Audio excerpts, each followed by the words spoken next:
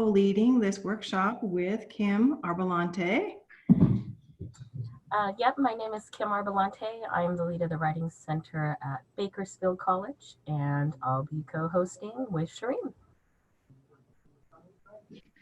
Just some brief logistics. Kim and I thought we'd share with you a little bit about our approaches and our respective writing centers, and then we'll leave plenty of room for discussion and questions. And when you do ask questions, feel free to activate your microphone, excuse me, and then mute it when you're done, just so that we don't get any backwash. Be sure to identify yourself and tell us a little bit about your center. All right, Kim, ready to go? I'm ready when you are. Okay. So, Kim, why don't you tell us a little bit about your writing center at Bakersfield College? So Bakersfield College is a public college in sort of central southern California. It's about 80 degrees outside, just in case any of you were wondering. I have, at any given time, 8 to 10 professional writing consultants under my leadership, along with about usually 5 student worker receptionists. We have 2 permanent physical locations. We are in the process of developing a 3rd physical location. We also have 1 site that we're piloting right now on some of our rural sites because we are a rural serving institution. And we just took on a pilot program with our inmate scholars program, where we're now also providing asynchronous writing feedback for incarcerated students, which are in 9 prisons on 16 yards.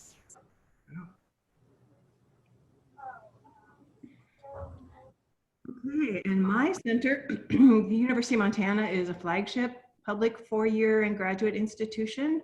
We serve undergraduates, graduates, faculty, and staff in our writing center. I have 10, roughly, you know how these things change on any given week as people come and go, about 10 professional tutors and 3 to 4 graduate students who also tutor.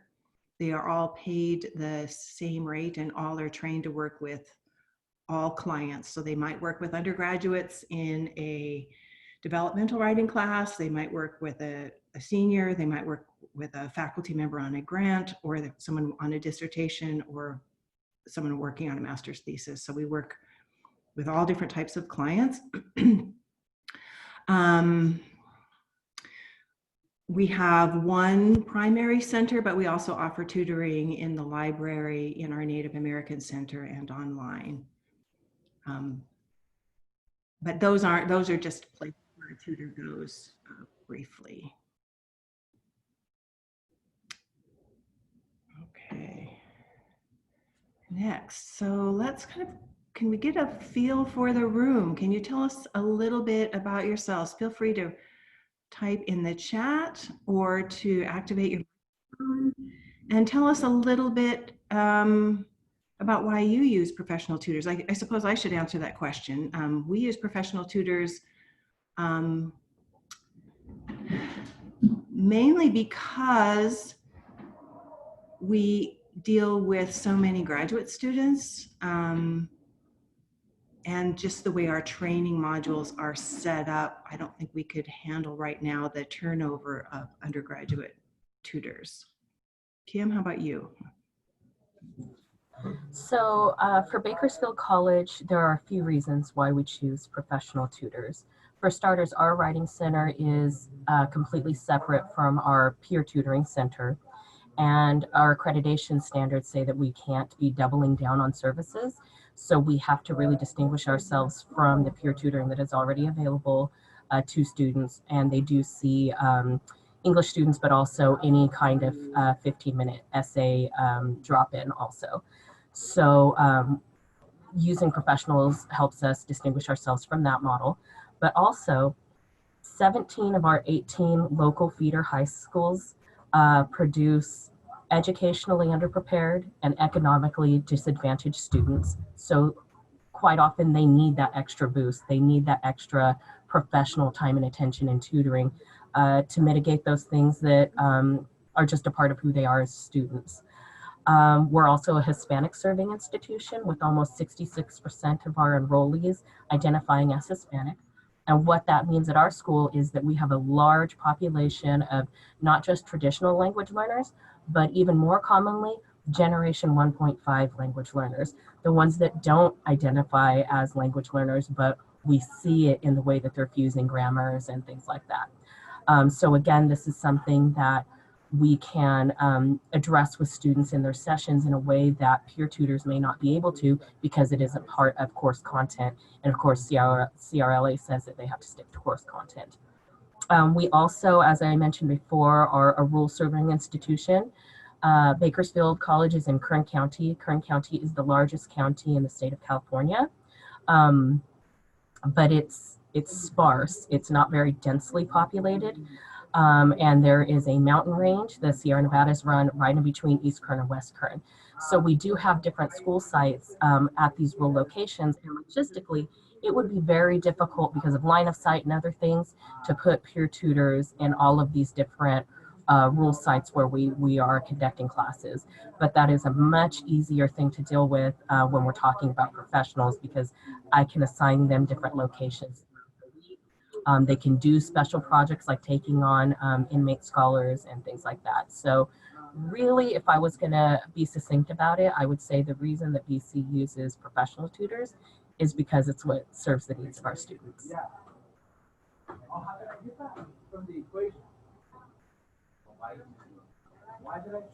I will add that I've only been at the University of Montana for a year and a half. Formerly, I worked in Southern California at National University, which was a private nonprofit university that catered to working adults. And we had only professional tutors there because our students were working adults. I couldn't really hire students because I couldn't offer them enough hours. They needed to work full time, typically. And with a 1 month format, I couldn't offer them enough hours to be able to hire students. So we also had a completely professional tutoring staff. And I've read in the chat box that many of you have similar situations. Some of you have a combination, but many of you have entirely professional staff. So here on this slide, we've mentioned that we'll have breakouts. I think we should come back to that, if that's all right with you, Kim. We'll kind of move ahead. We'll tell you a little bit about the training that we do. And we want to hear from you so that we can share with each other about the different training programs that we offer at each of our sites. Let me see if I can, there we go. So, Kim, why don't you start? Talk about onboarding and ongoing training, and then I'll follow up. Sure. So we really, when Sharon and I were kind of brainstorming about what we wanted to do here, we sort of separated the idea of training professional tutors into what we have to do to get them started, and then what we do with them ongoing to really hone them as tutors and hone them as employees of our college. So for myself, the onboarding training has a lot to do with, of course, the logistical stuff. They have to learn to run the front desk. They have to learn our procedures. They have to learn about record keeping. And if we start with the very first thing I have to train everyone on is FERPA compliance, because I'm not trying to get sued. And then a lot of it has to do with understanding the student learning outcomes for the courses for which students are coming in. For us, the most common one is going to be English B1A, which is our first year writing course. Understanding our student population, which I also think feeds into equity work, and that's really important in our center, not only because of who our students are, but because my center is at this time 100% funded by equity funds. And so we also have to make sure that I'm improving, of course, at all times, that I'm meeting those grant parameters. We absolutely do some foundational work on writing center theory and practice. So one of the first articles that I give our professional staff to read is Muriel Harris's What is a Writing Center? Let's just build that definition from the start. And then once they've got that broad definition, they're able to see where our model fits into that. We do some work on motivational and cognitive scaffolding, building the reading and writing connection, because as we all know, nobody becomes a strong writer unless they are first a strong reader. I do a lot with them on cultivating tutor personality, because I think that's a big part of helping not only to match tutees with their tutor, but also for tutors to be aware of what their style is so that they know who they're a good match with, and sometimes can maybe refer a tutee to another tutor who might be a better match. We also do, because I just think it's really important in terms of the salesmanship that goes with these jobs, we do a lot of orientations, about 75 or so presentations in classrooms or for in-center tours every semester. And so I do some work training our tutors on how to give effective oral presentations, how to bring that salesmanship, how to really let their personality show in those presentations, because I don't want them to sort of be dull and lifeless. Definitely that's not the staff that I hire either. Other than that, we also, of course, do some onboarding training on like tutor cycle, agenda setting, prioritizing, or sometimes what we just affectionately call triaging around here. And then from there, we do monthly tutor talk, which is a really low stakes way for us to just talk about how the sessions have been going, what's been coming up as a trend, talking about scenarios that came up from either really successful tutoring sessions or really challenging tutoring sessions. And then we can talk about what each of us would do in those cases.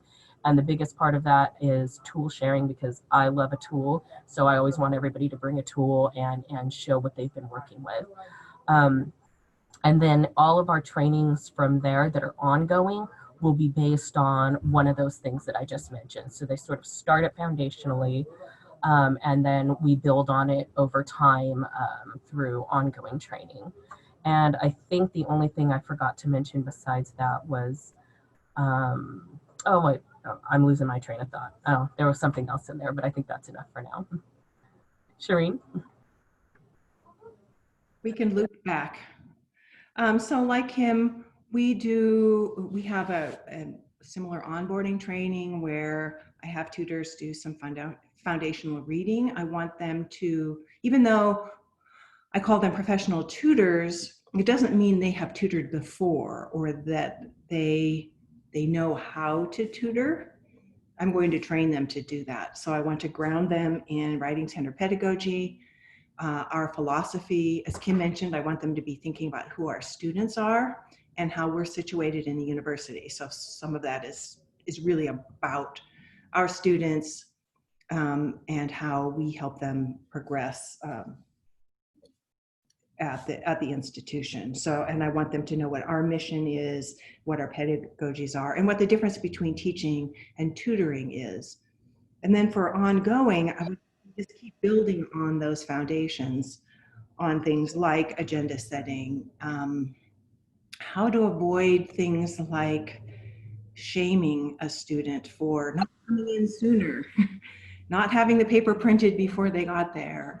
All the subtleties of interpersonal communication are the types of things that we talk about in our staff training. We're always working on grammar points as well.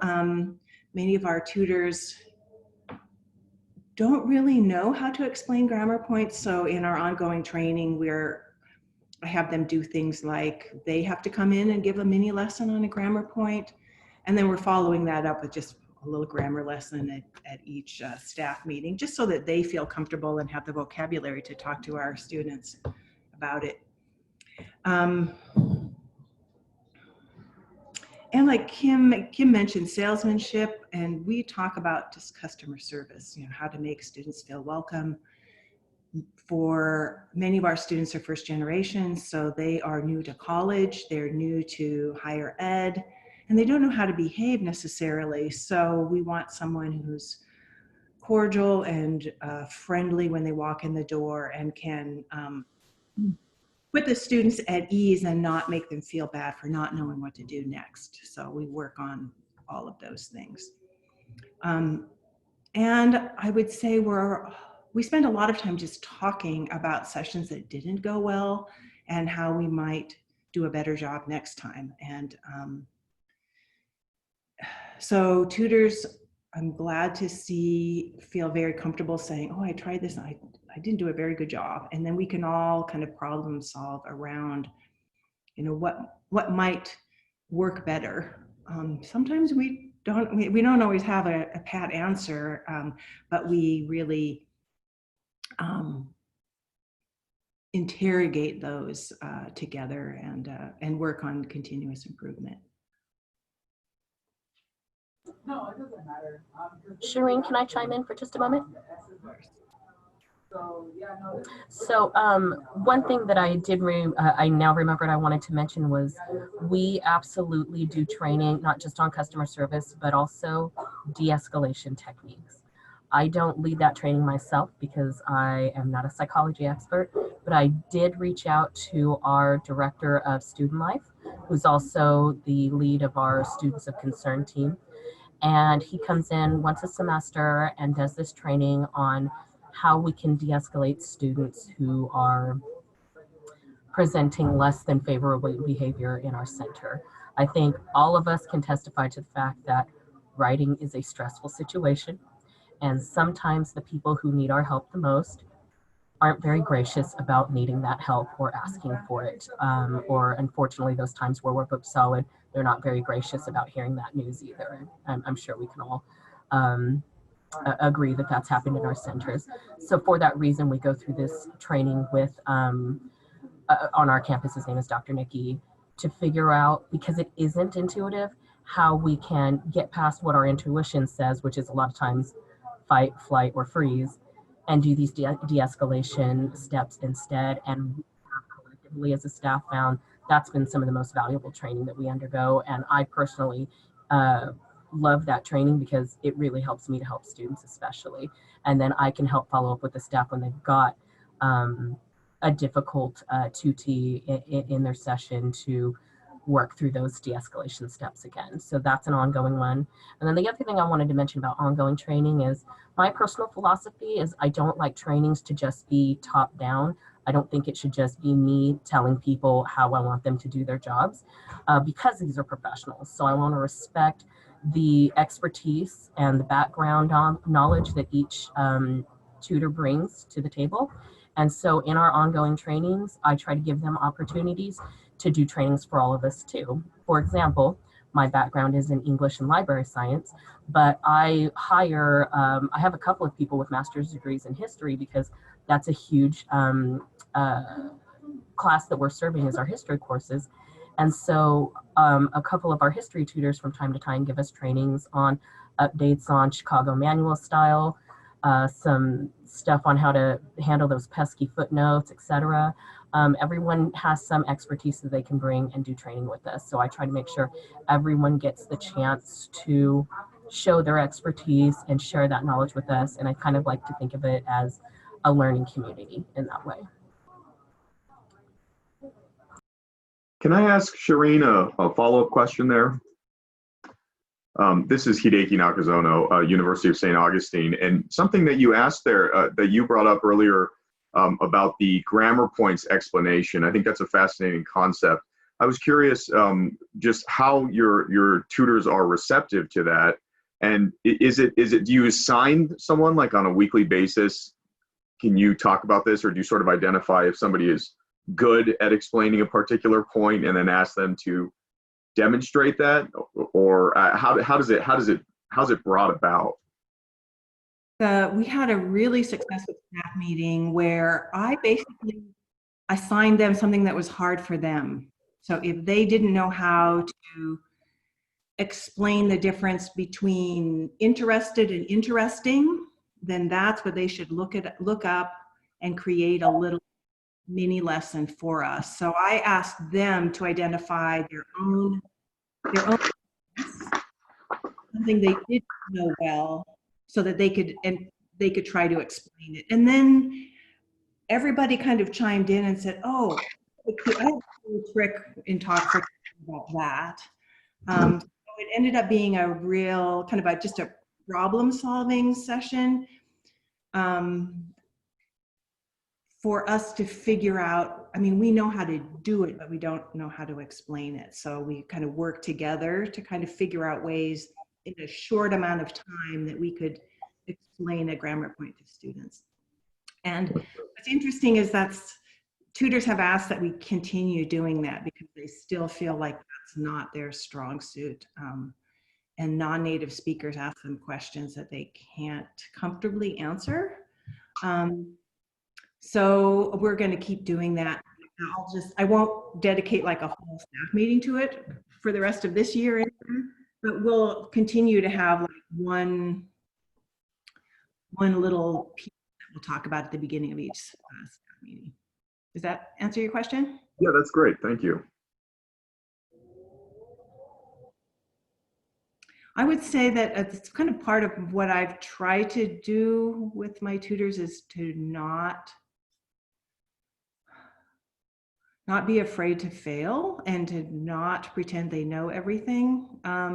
So that has worked well just in that type of session where people can say, oh, I don't know how to talk about auxiliaries. I didn't even know.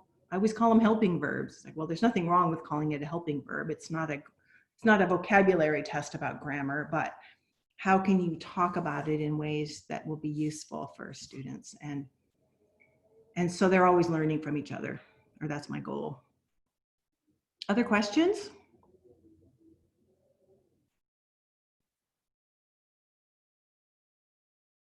Hi, my name is Justin Sevenker. I'm curious if any of your training happens on your learning management system or if this is all happening face-to-face. So at my current institution, it is face-to-face. At my last institution, my tutors were all over the country. So we met via Zoom or Adobe Connect monthly. And then I had a course shell where I just, I tried a number of different things. One of which was just to house a bunch of articles there that they could access. For a while, I had a discussion board and I had them reflecting on a challenging session. So each month they would be a different assignment. So reflect on your most challenging session or your most rewarding session and talk about it. So I did some of that asynchronously in our course shell. That kind of changed as the university switched management system. Some were easier to do that than others, and so I kind of adjusted that over time. Kim, did you want to jump in, or anyone else too? Maybe you all, Kim and I are certainly not the only experts in the room. Hi, I wanted to ask something similar. My staff, most of them are also adjuncts, and getting them together in the same place at the same time is pretty much impossible. I've set up a Canvas group for them, but right now it mostly has kind of like training materials and then various articles. What I would like to do probably next fall is start some kind of a discussion board, either based on a specific article or I really like those reflection ideas. But I think most of you are able to get your staffs together. I'm in New Jersey in the New York City area, so we have people just coming from all over teaching, like people have pretty long commutes and pretty divided attention spans. And so like all the stuff you guys are saying sounds amazing, but I pretty much would have to do it through LMS. So I'm glad he asked, and I'd love to hear more sort of about how that works from anybody.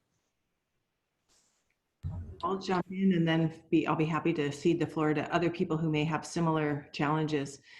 Catherine, I could never get everyone there all at the same time, and I can't at my current institution either. The benefit of having the online meetings for me was that I could record them, and then I sent them to everyone after the meeting, and those who couldn't attend could, well, I tried to require it. It didn't always work, but they would listen to it and write a summary of the recording, and then I would pay them for attending the training. So there was an incentive to listen to the meeting. As you know, listening to a meeting is pretty hard because there's just a lot of chatter that you're not really participating in. But a lot of them did that for the money and also because they wanted to feel connected with us. We had pretty fun conversations, and so they would. So, for example, I would ask them. We would have an icebreaker with 3 shapes: a squiggly, a square, and a circle, and they had to say which one fit their tutoring style, and they had to explain why. So then those who listened to the recording would tell me what theirs was. They would insert theirs and they would comment on what other people had said. So that seemed to work pretty well for me. Does anyone else have answers to that question? So I just wanted to comment on what Catherine was saying, and I can completely understand why it would be difficult. One thing I guess we have to think about is who are your professional tutors? Because if they are all adjuncts, yes, it can be difficult to get everyone in a room, especially because if they're adjuncts, if that's not part of their regular schedule, that can create some issues as well. For myself, they are all classified staff or professional experts. And so I piggyback our face-to-face trainings when we have department meetings with the Office of Instruction. So when our dean wants to meet with the English department, the EMLS department, and the Writing Center, those meetings are generally about an hour and a half. And I just tack 2 extra hours on, do the scheduling accordingly, and then we basically do breakout afterwards for whatever training stuff I had that I wanted to go over with them, which is most of the time going to be a tutor talk with a couple of focus trainings, which might be on, you know, a procedural update, or it may be an interesting article that I found that I distributed to everyone that they've already read, and then we're going to discuss something along those lines. Catherine, what you were saying though about how you were either already doing this or wanting to develop Canvas online trainings, I think that's a fabulous idea. I think Canvas has a lot of potential to be used in that way. I can share with you and with anyone else that's interested. I have a template that shows or it outlines the structure of our tutor talk, and I think it would be really easy to adapt that to a Canvas environment. And the idea is generally too, so that it's not such a heavy lift for yourself. Our tutor talk is led by a different discussion leader each time, so it's not always me doing that. Sometimes it's me, sometimes it's somebody else, and you can assign that to different people in different weeks or different months, whatever you're doing, so that it's not something that you have to constantly maintenance yourself also.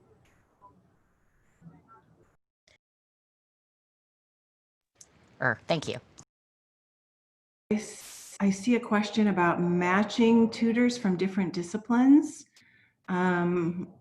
I'm happy to tell you what I do, and that is our tutors are cross-trained, and we don't try, I think is the short answer. We just, we let students know that there is value in having someone outside your discipline look at your work for clarity and for you to have to explain it to someone else.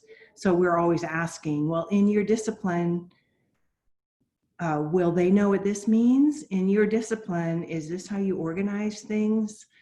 So we don't try to be in their discipline. But I will also add that should you want to do that, WCA Online, which is the scheduler that we use, it allows you to describe the tutors and give their foci, or you know what their specialties are, so that students could read those and select them if they chose to. But again, circling back, at my institution, we don't try to do that, and we don't use that feature, but it's certainly an option. I see another question here.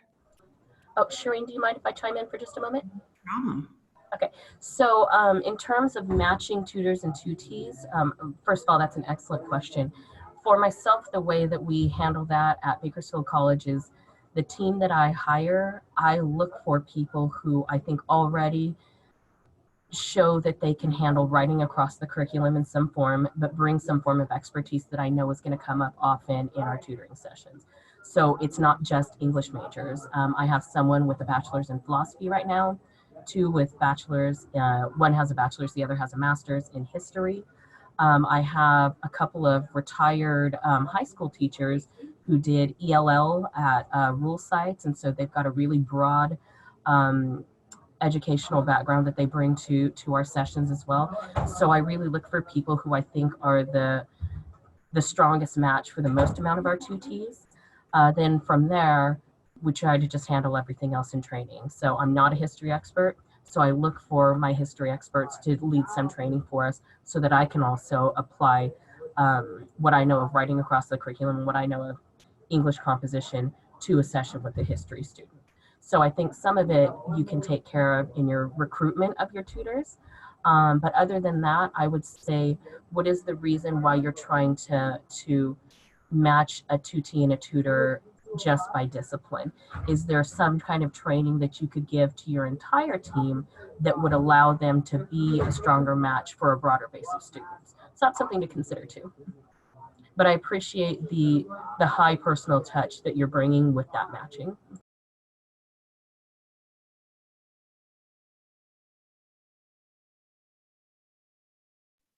Are there other questions? I'm trying to catch up here on the chat. People have asked just about the number of folks. Oh, we have one about multi-generational staff. That's an interesting one. My staff is similar. I have some graduate students who are in their 20s.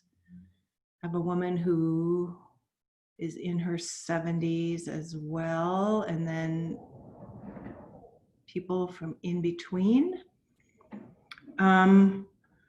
And I don't think I do anything in particular about the generational differences. I just treat that as one of the many ways that we have a diverse staff. Does anyone else have an answer for, who asked that question? I do. Okay. One of the things that I do in our training is that when we meet, ahead of time, we meet usually in larger blocks, only a couple of times a semester. And when we do that, I put together what we're going to be talking about and ensure that various members of the staff get a chance to talk about the particular things that they're researching or that they've been trying in their practice or things like that, so that everyone has a voice in being and in carrying some of the expertise to the others.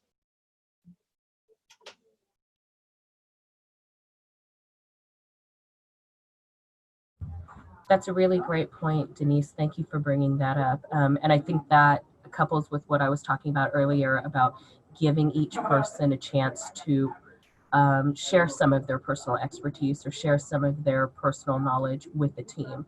So I think some of that can actually help when you've got a multi-generational staff.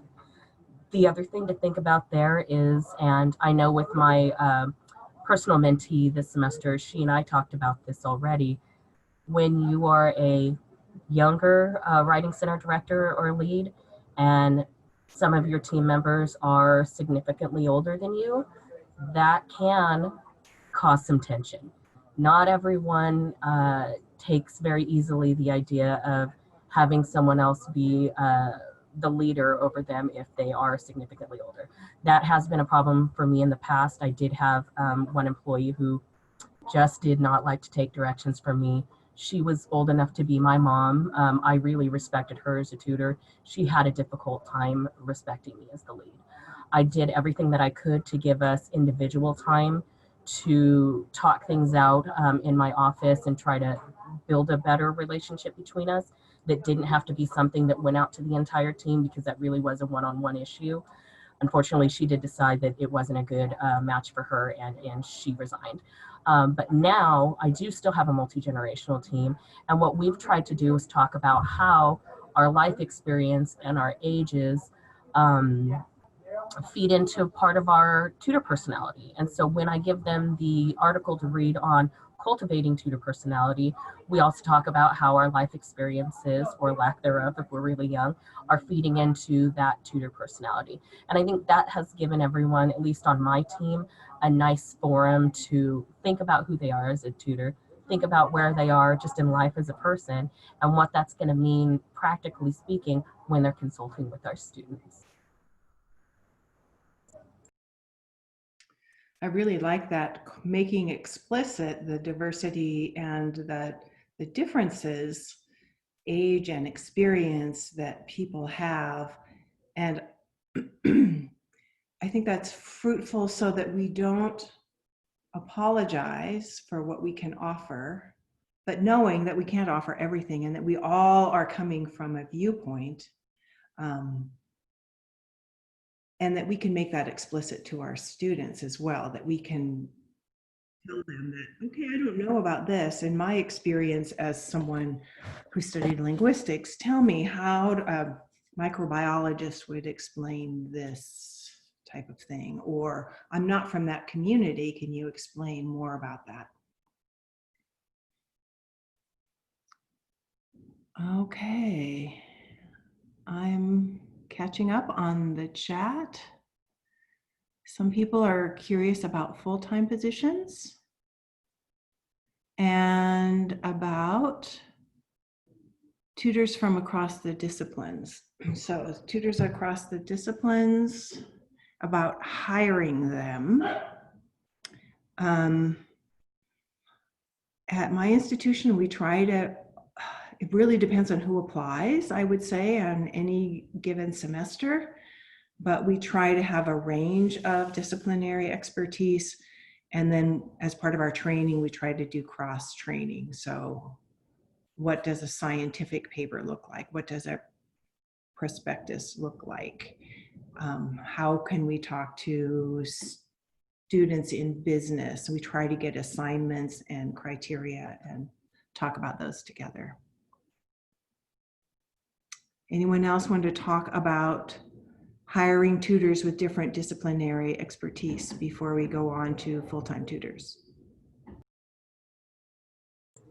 So I'll just say quickly that one thing that I do, and of course this depends on how people apply, I make a little short list just on a Post-it note or a piece of scratch paper, thinking about the trends I've seen in the Writing Center over the semester, thinking about who's exiting and whose position I'm trying to refill. And I just kind of come up with a quick idea of what those needs are going to be. You know, if I'm losing a history writer, well, then I know somebody with a strong history background is going to be who I'm looking for. If we've seen a spike in ELL students, then maybe that's something I want to do, is bring in more people with TESOLs or that have ELL backgrounds.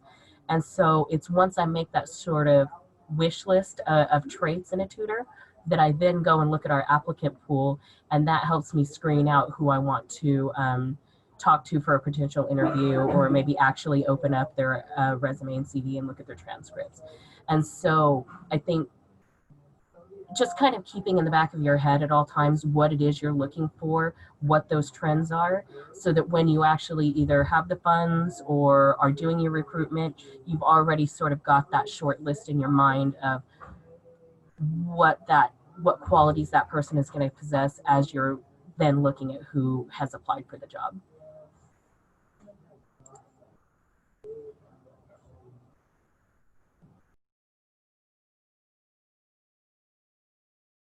I wanted, if I may, just to chime in for a second. So I was thinking about this because the previous center where I served as a graduate coordinator, the last 2 years we were engaged in a pretty big push to hire a more diverse set of tutors, not necessarily professional tutors, so that is one important difference. These were mostly graduate students. One thing we found effective, though, was to develop and then utilize relationships to folks in disciplines, kind of like Kim was describing, that are frequently in our centers, students who are in our centers frequently, and work with that faculty, essentially. And so we sort of went through a reference system to get to know students who might be a good fit as a tutor in our writing center. We had some limited success with that. There are just a lot of barriers at the four-year institution that I was at regarding hiring practices and who qualified. We had a lot of international students, for example. in engineering that we would have loved to have on the team. They were excellent writers and would have been really good tutors, but we weren't able to hire them for just logistic barriers. So I don't know how helpful that is, but that relational aspect was at least somewhat effective. Thanks, Luke. I think it's good for us to just hear different models and what different people have tried. And not everything will work at every institution, but it's good to get that input. Thank you for sharing. Other ideas about disciplinarity? Okay, we'll move on then to full-time tutors. At my institution, I have 2 full-time associate directors who do some tutoring.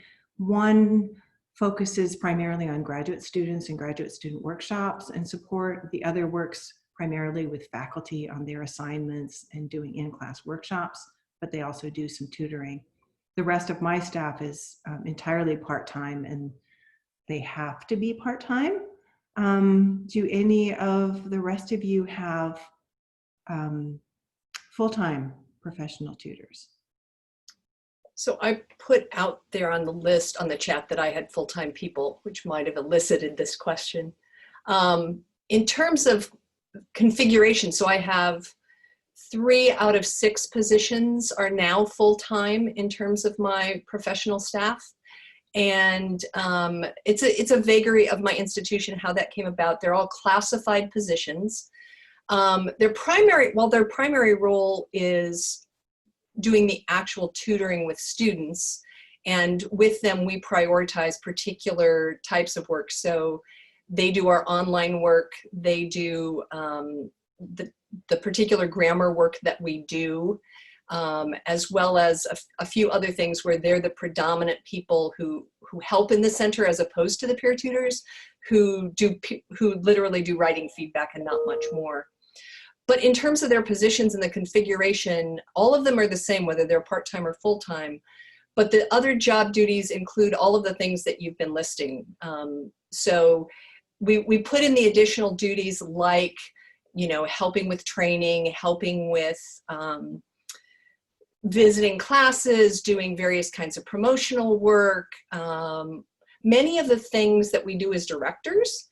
But things that have to happen in every center, we put those in as part of the job duties so that when the center is quiet, when they're working on, they don't work very often when we're not open, but when they're working and we're not open, so that there are particular job duties that fit into the classified role, are on their job description, and that they can continue to do, which has been a great help. As staff changes, we're able to move around who's focusing on things. So among my 3 full-timers right now, one of them is focusing on training and making sure all of that keeps rotating and moving forward. And in fact, when I get off of here, we're going to talk about the next training this Friday.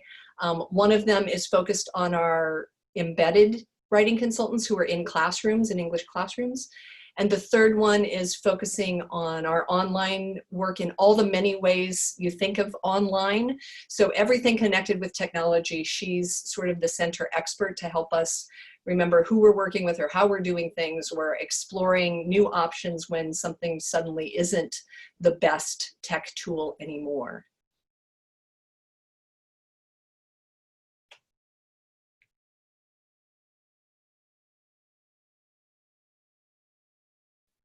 Thanks. In the chat, there is some discussion about creating a more diversified staff. I know it's a challenge at my institution. People of color do not come into our center very often. I mean, it is a pretty white campus here in Montana, but that is something that we continue to work on and strategize and try to figure out what we can do to be more inviting to students of color and to hire tutors of color. Sounds like, so Luke, people are turning to Luke because he's had some good success with that. As Kim, it sounds like you have as well. And I suspect that that is just an ongoing challenge for many of us. I'm just checking here to see what other questions there might be in the chat. If it's okay, I'll comment real quick on that. I think it's really important to understand the community you're serving and where your college fits in that community when you're thinking about those recruitment goals. So for myself, we have our one local public 2-year. There's also one private, and we're both the feeder schools for our one local 4-year institution. But because Bakersfield is a somewhat smaller town, we're somewhere around 350,000 people. There's a cycle that we have here where students start their degree at Bakersfield College, our local 2-year. They go to our local 4-year, get their English degree there, and can be peer tutors there. Once they graduate with a bachelor's, those English students often come back and apply to be a professional tutor here in my writing center while they're also working on their master's degree at that local 4-year. So because we've got that sort of back and forth, I have a really strong relationship with our local 4-year. And so I reach out to them, I connect with them personally. I will ask the department chair of the English department at Cal State Bakersfield, hey, do you have any good matches? I'm really looking to recruit American tutors, or I'm looking for some folks who speak Spanish, or can you connect me with somebody in the history department to let me know who's working on their thesis but hasn't graduated yet, or what's happening in the African American Studies program right now, who's about to graduate. So I'm intentional in who I speak to at CSUB, but outside of that, because professionals come from different places, I also have some connections through our local high school district to see who's retiring. So that's another thing. We do end up having some more mature tutors that come in who are, sick of the classroom, sick of grading, but they still want that student connection. So they'll come back maybe after retirement or go into retirement early for whatever reasons they have. And I will see who those folks are in that pool to see who I can recruit from. I've also had some success just posting or connecting with people at our local Black Chamber of Commerce, Hispanic Chamber of Commerce, Kern Literacy Council, our local libraries, and just share with some folks our job posting and let people know, hey, we're recruiting, because it really helps diversify that pool to look outside your just traditional places that we would get those applicants from, which would be, posting on higher ed jobs or posting on our local WC listservs, or in some cases, just looking at our local feeder colleges and things like that.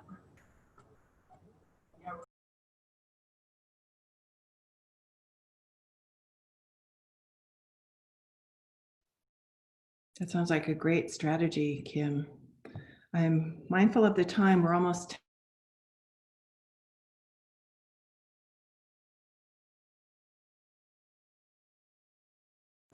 Oh, Shireen, are you there? On my screen, you're frozen and I can't hear you. But I know you were saying that we need to be mindful of time, and I agree with that. So let me just say briefly that those folks who said they want to share articles, textbooks, job descriptions, etc., we can absolutely have everybody chime in with their email on the discussion, or rather on the chat window. At the end of this, I'll copy and paste that all into an email, and we can absolutely keep this discussion going through email after this and start some of that tool sharing. Other than that, I think the place that we were at is that we wanted to spend some time talking about toolboxes. So the question I would like to pose to all of you is, what's already in your toolbox? And maybe we can share amongst ourselves what we are already doing that works, so that we can then get ideas of what we might want to share with each other after this. So for example, what articles is it that you are sharing? So I know I said that with my team, one of the things we do is the foundational one is Muriel Harris, What is a Writing Center? Our foundational reading article is Wolfgang Iser's Phenomenology of Reading. I've got a couple of other key articles that I start with. Tool-wise, we love to create handouts in our center. It's something that I give our employees time to do, is to create tools that are going to help them in their tutoring, and then we share them amongst ourselves. So as we're onboarding, one of the things I do is share my personal toolbox. It's right here because I love a binder. It's pretty thick at this point, lots of flagged pages. But I also have my student workers digitize this as I grow it.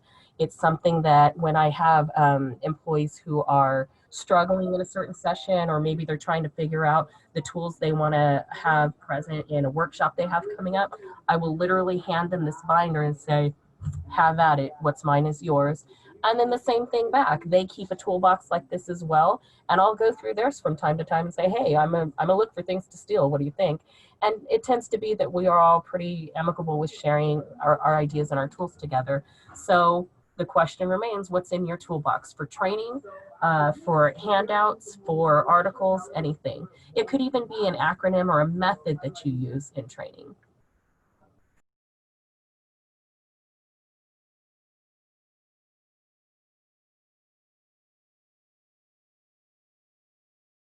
I'm back.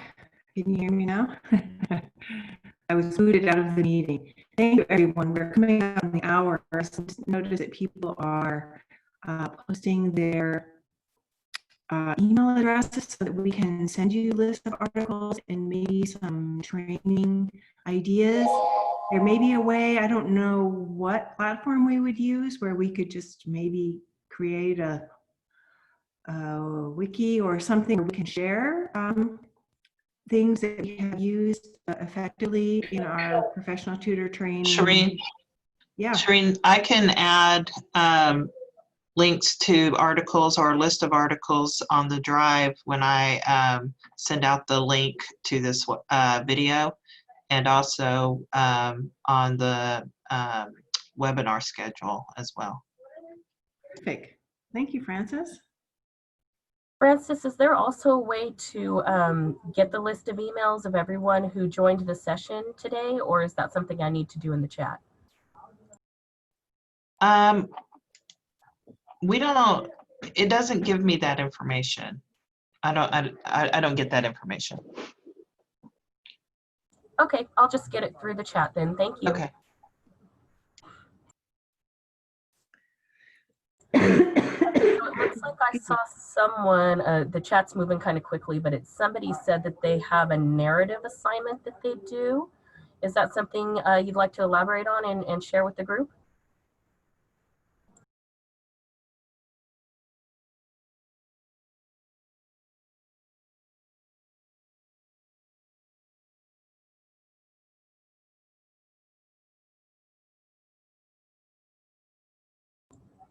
I also love the idea of a writing assignment where each person is creating their own tutor philosophy. That's a really great idea, and I think I'm going to steal that one from you with due credit, of course. But I think that also fits into the idea I was speaking about earlier about cultivating tutor personalities. So that's wonderful. So maybe that article, if I share it with everyone, will complement your idea there. So if you've got like a sample tutor philosophy that somebody's written you'd like to share with the group, or an assignment handout that goes along with that, maybe that would be a great thing to share too. So thank you, L. Barber.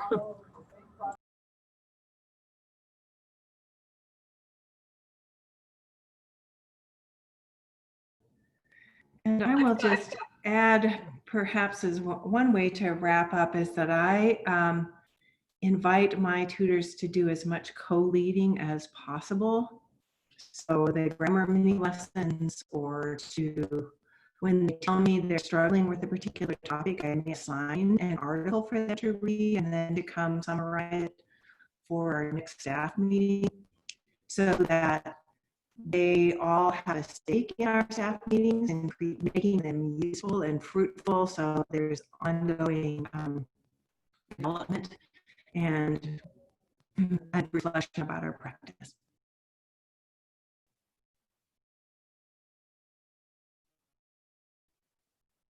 So with a few minutes that are remaining, are there any questions that anybody wants to pose that we haven't addressed, or that isn't related to things that we're going to share together through email or some other method after this session?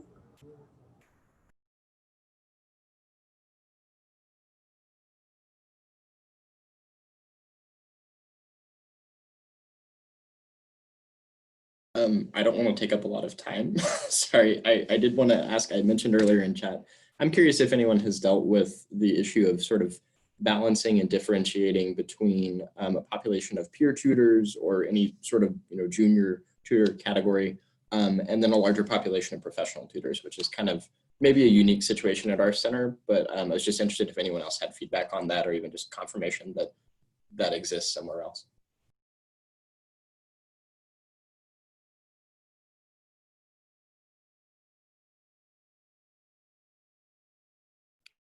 I know that there are people in this room who have similar setups.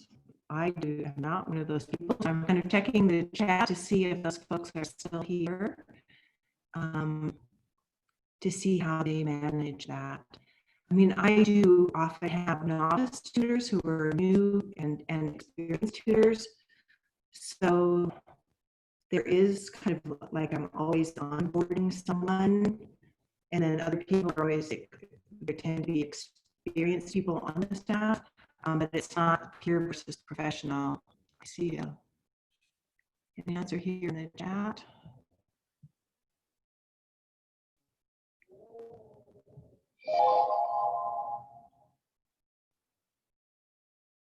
So Catherine says that she has her professionals mentor the peers.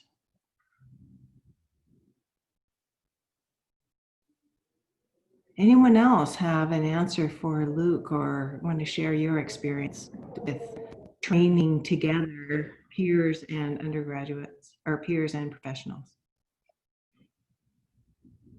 Luke, are you at a four-year institution? I am actually. Yeah, it's a little bit unusual. It has a lot the same demographics and needs of what I heard you describing, Kim, in a community college or a two-year institution, but we are four-year.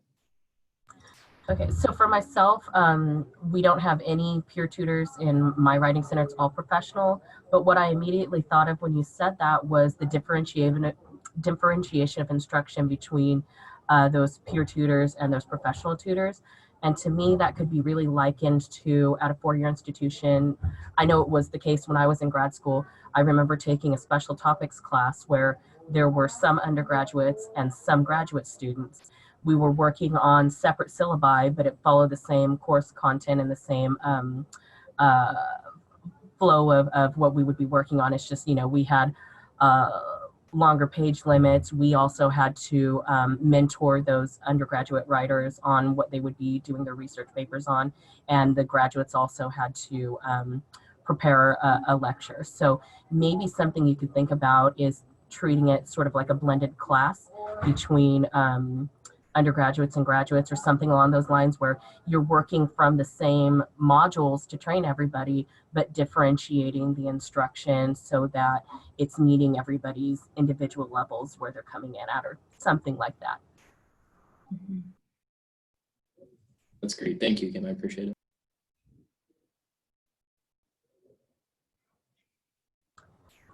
Okay, it looks like we just have literally about 2 minutes left. So I say, Shireen, if it's okay with you, let's just open it up for comments. Is there anything anyone wants to share?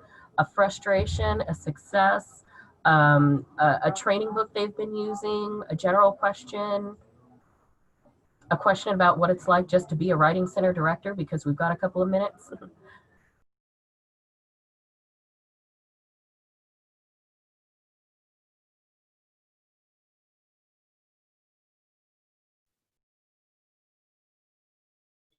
It looks like many folks have, well, I guess quite a few are still here. I thought maybe folks had something on the hour that they had to zip away from. I heard a few leaving.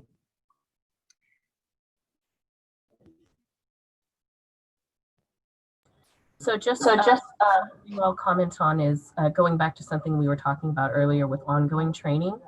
I think most of us can agree that there's only so much you can do to front load your tutors, and some of it is just going to be experiential. It's just going to have to be based on some of the scenarios that come up, and you just can't train everybody to start on that, right? So a question you might leave with today and mull over in your head is, what's your availability to your tutoring team when they have those questions about those individual scenarios? I know that some people that are in this chat today are teaching classes on top of directing a writing center, so you may be gone to teach classes. God knows we've all got department meetings and other meetings we have to go to across campus, so none of us I know are sort of omnipresent in our centers, but I know that I try to make myself as available as possible for my consultants to come to me either in the middle of a difficult session because they need that extra support. And sometimes if they need it, I'll join the session and we'll do what I like to call tandem tutoring, and they'll get sort of a 2-on-1 tutoring time. Or they are always welcome to schedule. I like walking meetings because it's nice to get out of the office and we can also have more private conversations. So I make myself available if they want to have like a 5, 10, 15-minute walking meeting with me to discuss something that went on in the tutoring so that we can talk about what we could do moving forward, or at least just give them that chance to vent a frustration if maybe a student's been nasty to them or something like that. But I'm also, because we have multiple locations, so sometimes I'm at different school sites, I am tied to my cell phone. It is my leash. I call it my leash. So when I leave the room, I say, bye everyone, I've got my leash. You know how to find me. So sometimes I'm just texting with them throughout the day too, if they've got a question or a concern, or if there's something in my office that they wish they had access to, maybe I can get it onto the share drive for them or something like that. So something to think about as you leave here today. How much time are you making for your team? And what are some creative ways to make that time when I know we are all so busy? I see a comment about tutor engagement in the trainings, and boy, isn't that a challenge. My personal answer to that conundrum is that I observe tutors as frequently as I can, and then I have one-on-one meetings with them, and then I bring up stuff that we have talked about in trainings to try to remind them that that's why we're having these conversations at our trainings, so that there's a direct application to their tutoring practice. I don't know that that solves the problem, but it's kind of part of the feedback loop that I use. Any other ideas? And I think we're just being past the hour now. But any other comment about keeping tutors engaged in the trainings?